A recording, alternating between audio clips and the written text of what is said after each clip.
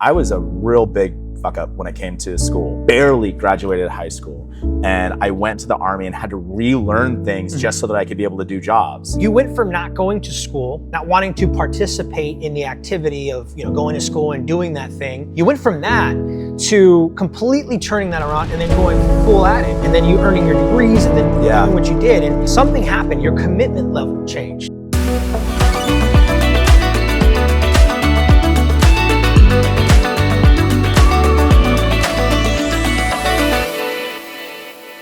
You hear about that study that they did on those two caterpillars? No, tell me about it. So there was a study that they did on caterpillars. There were two sets. One of them was hatching, and they helped it. Oh, yes. You heard about that? I vaguely remember this. Yeah, so they helped that caterpillar as it was hatching. It was a butterfly, right? That was hatching. It was coming out of its cocoon. It was struggling, and they helped it. It came out, it spread its wings. It moved around a little bit, and then it died. It wasn't ready. It wasn't strong enough. It wasn't strong enough. It wasn't ready. Yeah. It wasn't ready. Then the next caterpillar or butterfly that was getting ready to hatch, it started to struggle, and they left it alone. Yeah. And they let time take its course, and they just left it alone, and it hatched. It spread its wings, and it flew away. Yeah. And it survived. Right. And so it speaks to exactly what you're saying right now. Sometimes you got to go through that pain, that struggle, that adversity. That's where that growth, right, comes in. That's where those moments come in, right, where you change and you change course. Yeah. On that subject, we talk about physical fitness. We're in your gym. Right. Again, thank you for being here. Welcome. Yeah, massive gym, tons of equipment. If you are a private trainer and you want to align yourself with the right fitness center, Legion Fitness is absolutely a way to go. For me, I'll be honest with you, and it sounds funny to say this, maybe you agree, maybe you don't, but it's safe to say I have matured in the gym. Yeah. I have. I've worked out a lot of things for myself in the gym, in that moment where no one's watching, no one's looking, no one's patting me on the back, no one's doing anything. I'm there by myself and I'm working it out.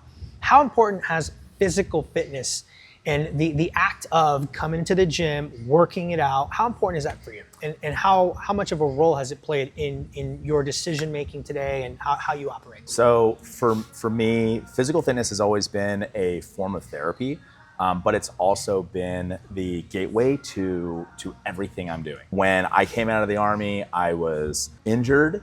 They said no fitness for you. You can't do anything. Nothing. That's you're injured. We wouldn't want you to hurt yourself more. Don't do fitness, right? And so I had to sit for almost 2 years and do nothing. And the physical therapist said, you really should be doing something. It's crazy that they don't understand that. And so I came out, and that's the first thing I did. To the point where I came home knowing I had 2 bad knees, 2 bad shoulders, and a little bit of a bad back, really. And I put on my running shoes, and I took my fat ass out, and I just started running. Wow. I went out, I got a gym membership, and I said, I'm gonna run to the gym every day. And this is what I'm gonna do every day. Even if I feel like it's cold out, even if I feel like it's gonna hurt, even if my feet are tired, I'm gonna pick myself up, I'm gonna run the 2 miles to the gym, which 2 miles was a lot at the time. Even though I was in the Army prior and I had been running a lot, doing all this 4 physical miles stuff. on a little, 4 miles. I've come back, I was 240 pounds, almost no real muscle, right? And I'm just gonna truck it over there, work out, do what I can, and come home.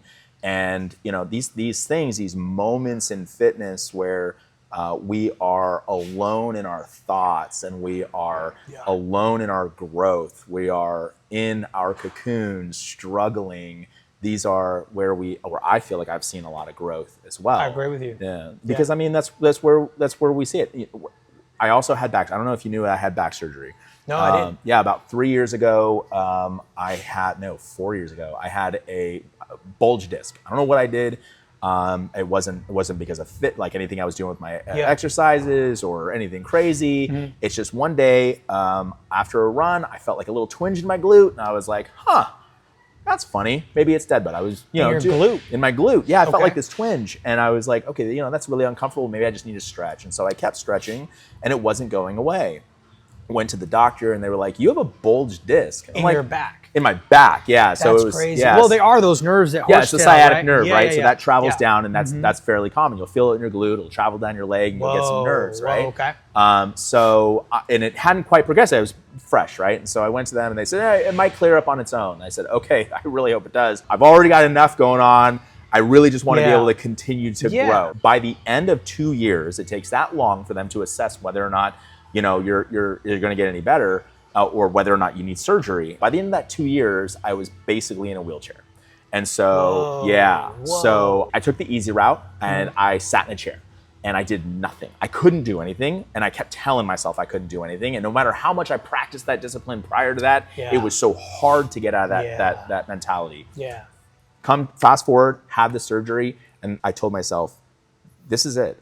I'm getting another chance at life in a way you don't understand. My wife had to take care of me. My child, who looks up to me, was like, my dad is now basically an invalid, right? Yeah, he's just sitting there doing nothing. Yeah. I had to go back to that drawing board and say, okay, what are the first steps and what can I repeat in quantity to be able to make that quality? Yeah. And so fitness was really important to that. I put on my shoes and I just started going. Day one out of surgery, I got up and they said, hey, Mr. Ogre, you really shouldn't be up walking around. I was like, if you just spent 2 years unable to walk without pain, and all you're telling me and all I'm feeling right now is the pain from a few stitches and this thing being closed up, that's nothing. I'm going to get up and I'm starting to move. That's it. Day one. And so that's, fitness has been huge for me. And again, not just for me too, right? I've seen how it helps other people as well because I've been working with people. I've worked with people who had knee surgeries and felt the same way. They thought they were never going to be able to walk again, or they didn't take care of their bodies and they thought, I'm older now. I can't do these things. Yeah, man. And I see that a lot. Yeah. I see that a lot. And, everybody's got their own thing going on, but it pains me, man, because I'm like, that's self-talk. In my opinion, it's self-talk. Right. And look, you just talked about, a situation with your back. Hey, you got to treat those things for what they are. That's serious. Right. You do have to take a break at some point. But at some point, that self-talk creeps in, and if it's bad, that I think in itself can cripple a man or a woman, right? And so it took me to a low point. Yeah, and so how important on that subject? I mean, self-talk, man. Like, you've been in the military. Yeah. And so I know enough to know that in the military there are moments where you guys got to talk. You guys are running, right? You guys are running to a cadence. You guys are saying things while you're running. There's a reason for that, right? And then there's a bunch of other stuff that goes on in there. But how important is self-talk? Yeah, so you're going to get self-talk no matter what. Like everything you do, there's self-talk. What's important about that self-talk is the positivity that you have in it, right? Yeah. What is the perspective of that self-talk? Because you're going to get it no matter what. Oh, everybody's looking at me, or am I supposed to be here, or did I earn this, right? There's going to be all sorts of self-talk in everything you do. But what's really important is just having really good ways of kind of thinking things through in a very positive light. When it comes to the military stuff, for me, coping was like a really important skill. And so I always talk to people about like mental health and coping and understanding the difference between like how you cope with things. Like, my daughter's a teenager. You got a teenager too, right? Yep. And so they deal with a lot. And we see teenagers, they deal with a lot. The outside forces and the outside talk quickly becomes inside talk, right? Yeah, and so 100%. I talk very openly with my daughter about self-talk and coping. And I think that coping mechanisms, healthy coping mechanisms, really helps with that positive self-talk. So this is kind of like my plug for people where, if you're somebody who's maybe got a history of mental illness, or maybe someone who's battled depression, coping and communication with others is also very important. Don't let the negative self-talk be the thing that holds you back, and know that you're never alone, right? There's always people out there that you can always talk to, and 100%. there's people out there who love you. But that coping and self-talk go hand in hand. Yeah, and how you handle it. Yeah, right. Yeah, I love that, man. I love that. And I love too that you touched on the kids. I'm a father of 3. You're a father one. You have a 15-year-old. I have a 16-year-old and a 13-year-old and a 7-year-old. And It's crazy because we're talking a lot about self-talk, quantity breeds quality. We're talking about the environment you hang around in. We're talking about success and our upbringing. And, for me, one of the main reasons, and you touched on this too, you do this for your family, dude, but for me, I especially I'm so involved right now with the kids, because I see firsthand, the influence that we have on our children, good or bad. You're right. The other day we were sitting down at the kitchen table and my son, he was eating, right? And he's sitting right next to me at my left and he's eating. And I saw him, he had a spoon in his hand and he was holding it like this. And I'm like, he's got a spoon in his left hand, and I'm left-handed, by the way. And I'm seeing him eat with his left, and I know he's right-handed. And I'm like, hey, Nico, why are you eating with your left? He goes, because I'm left-handed. And I go, I know where this is going. I'm like, Nico, you're not left-handed, you're right-handed. Yeah. Why are you eating with your left? Isn't it more comfortable to eat with your right? He goes, no, I can eat with my left. I go, okay, but why? He goes, because I want to be like you, Dad. Yeah. And it was like, it was powerful. Yeah, it's huge. Yeah. You know what I mean? Because it's so important for us, all of us, to understand that people are watching. Yeah. People are watching. And in our case, our children are watching, right? Yeah. And what we do, how we do it, what we say, how we operate, right? Yeah. It's all what they're going to pick up. Yeah.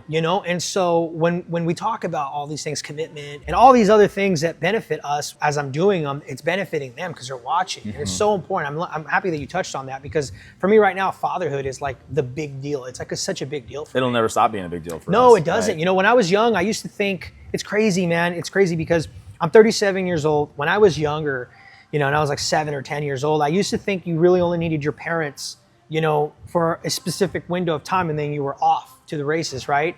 And then for me, it was more so my dad because I grew up without my dad, mm-hmm. right? And I used to always think, well, I only needed him for so long and then, I'm going to go out and become my own man. But a man specifically never outgrows, in my opinion, the need for his father, and I'm talking about my father in relation to me being a father of my own son and how he's, he's looking at what I'm doing and I'm just like, it's vital. It's one of the things that I live by. And one of the things that I operate by is that I need to do this to set the tone, right? And to set the bar. That's a big responsibility too. It's a huge responsibility. Especially raising a man, right? Absolutely. Like you're raising a man in society. Have you read that book, Raising Men? No, I haven't. It's a book written by Navy SEALs, man. It's super sick. It just talks, the basis of the book is just really honing in on how important it is to raise men because they're going to be contributors or not to society. I've heard the commentary of people who have read that book though, just based off those words because, it is very important. I have the same philosophy as you. Raising boys to become men impact society so much. And huge. It's a huge responsibility. It is. And then, I have daughters and I see the importance my role as a father plays on my kids, to my daughters too, because, we're the first impression of a man in their lives, and so how we operate, what we do, how we talk, how we treat the standard. You set the standard. I open up the door for my wife and my daughter when we go out. Mm-hmm. And I know I've seen people look at me like, what's that guy doing? I'm showing my daughter what a man should do for the women in his life. I think that's critical. Don't forget that. Yeah, I think it's critical. It's important. You know what I mean? And this is what I'm doing it for. You're doing it for. We're doing it for the next generation. This is good stuff. I have a question for you. Yeah. We're talking a lot about, just the personal stuff. We're going in depth about business and, upbringing, family. We're talking about commitments and all these other things. How do you handle vulnerability? I think that's a big deal and a big subject right now because a lot of people are indifferent to it. Like some people are like, hey, I don't like being vulnerable and opening up. And some people are like, I think it's probably something we should start doing. What's your take on it? So I think it's important to be vulnerable, right? For me, you have a certain image. One, you're a man, right? And nowadays, that has so many different meanings, right? What does it mean to be a man, right? And we wear a lot of hats and we wear a lot of masks. And, for me, I was in the Army. I didn't have to portray anything, right? I'm not an extremely tough guy. I'm not just some guy that walks around, like I'm not some Navy SEAL that was, but people will immediately take that and say, they're going to put that mask on me and they're going to say, this is what you are. This is how you identify. This is how you identify. And so wearing those masks, even unintentionally, people would say, oh, like that guy's mean or tough or hard spoken or, you know, things like that. And it's hard because then when you do want to become vulnerable, it's like, well, now I'm wearing this mask and I have to go through 7 layers of masks to be able to like share the fact that sometimes I feel sad too, you know, or sometimes things are hard and sometimes are, you know, so vulnerability is one of those things where it's going to be difficult for everybody, right? If like, we're talking mostly to people who manage and own businesses. We're talking to people who likely have families or head of households, people who have people depending on them. And vulnerability can be seen as a weakness, or vulnerability can be seen as an opportunity for growth. That's exactly why I asked the question. That's exactly why I asked the question, because I think it's so important to get past that, right? Because that's when the growth truly begins. It's just another form of struggle, right? Like, you know, if we're having real honest conversations, right?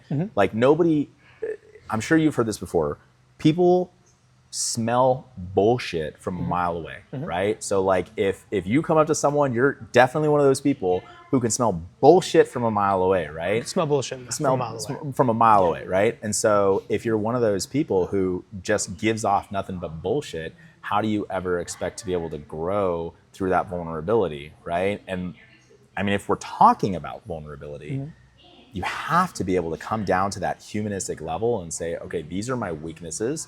I'm willing to admit them. Like for me, I've always been one of those people that people will kind of listen to and follow. And I'm often confused by this, right? It's like one of those things where like, I don't realize that I never realized when I was younger even that I was such an influential person, right? But I was really bad at leading people at first.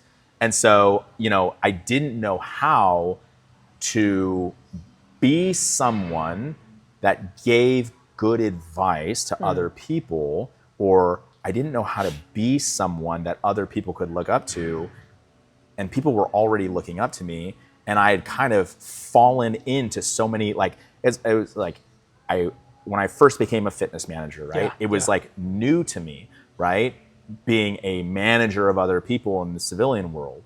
When I was in the Army and I ended up going into the reserves, and when I was in the reserves, I kind of fell into being a platoon sergeant, and it was like I was like, I'm not even supposed to really be in this role. I just showed up here, right? And they were like, no, but you're super responsible. We can tell. And it's like, you know, I had to find ways to express myself with other people around me as well, and say, hey, look, I am scared about some of these things, or I am challenged by these. Like, what's your advice? And you know, how do I grow? I think for me, I found mentors, right? People who were on my side, who didn't really bring their agenda with their talk to really override my self-talk in negative ways. So I'm gonna do a shout out to my friend Paul. So Paul Seville, he's actually now works with Navy SEALs. He's a psychologist, sports psychologist, and he works with Navy SEALs now. But he, great guy. He was one of my mentors at APU. He's one of those people that I could come to and, you know, say, hey man, you know, these are things that I've got challenging me in my life. How should I approach this? What should I do? Yeah, man, you were reaching up.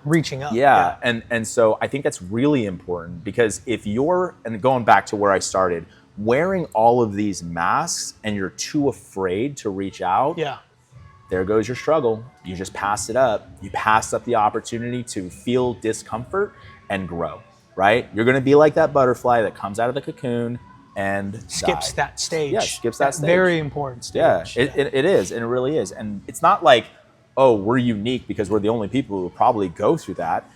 No, everybody has that. They have those moments. So don't think that, you know, oh, that's not me. I will never have to do that. I promise you, if you open yourself up to the possibility of being vulnerable, you can really grow from that. And it's just about picking how you do that and who you have around you, right? And it goes back to who you have around you. Right. Your ecosystem, the people you keep around you. I think you have to cultivate that. Yeah, you really do have to cultivate that. You'll hear people give advice on like social media, cut out the negative people in your life and things like that. And you know, that can be tough. That's a tough one, because you have people that maybe you have friends who you absolutely love. Right. But every time you talk to them, they're like, you know, this is bad for you, that's bad for you. Yeah. They don't have anything positive to say. Yeah, You're like, 100%. what color is the sky today? It's fucking gray. You're like, oh God, it's toxic. It is toxic, Yeah. man. And that was one of the things I struggled with a lot, Darren. You know, growing up, I just had a lot of friends and people around me that just were, you know, their mindset was just on something different. Yeah. You know, and I always wanted to be successful as Yeah. well. And at some point, you know, I had to realize, like, dude, I love these people. These people are good. These Yeah. people are cool. These are good people. They're not criminal. They're not doing anything to go out of their way to hurt me Right. or to keep me, you know, to keep me down. But it's Yeah. just the activity level. You know, for me, it was alcohol. Yeah. You know, we would go out, binge drink, and there was nothing there. I've never Yeah. met anybody, and this I think was said recently, but I've never met anybody doing something great that was consuming alcohol or drugs. I've never seen it. Yeah. I've never seen somebody living a very good life that is, you know, consumes alcohol the way I was consuming it, right? Yeah. It just didn't make sense for me. So at some point I had to, you know, I didn't cut them off totally, but it needed to happen in order for the growth to begin. Right. You know what I mean? I needed to make that shift, right, with them. But yeah, this is great, man. This is good information. This is a really good conversation, and I think it makes for a great episode 1. Yeah, I love it. I do have one question for you. Okay, all right. Shift is really more of a brand and a lifestyle. You know, it's an agency that obviously offers commercial insurance products to business owners, but we prioritize mind, body, and health first, right? To really give you altitude in the business world. And so here we are today with a business owner of a fitness center. But I want to ask you, what does shift mean for you? Shift for me means that you're growing and you're developing. You're always working for something more than what you have because of the people that you have surrounding you, the people depending on you, the people that you love. It means that you're not just thinking about the fun stuff, but you're thinking about the responsibility and the hard work ahead, but you're the person who people are following.